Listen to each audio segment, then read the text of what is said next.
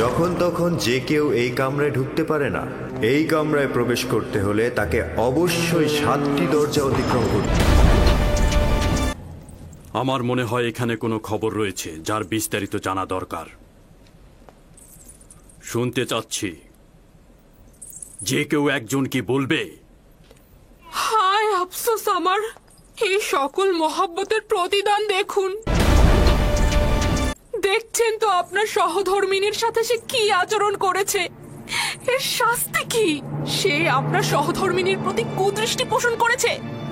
তাকে কঠিন শাস্তি দিয়ে জেলখানায় নিক্ষেপ করুন। বানু জুলেখা মিথ্যা কথা বলছে জনাবে মালিক। আমি দেখেছি জনাবে আলী, ইউজারসিফ কৌশলে বানু জুলেখার কক্ষে প্রবেশ করছে। আলী জনাব, আমি এর বিপরীতে যে কোনো দলিলই নিয়ে আসি না কেন সেটা আপনার কাছে গ্রহণযোগ্যতা কখনোই পাবে না।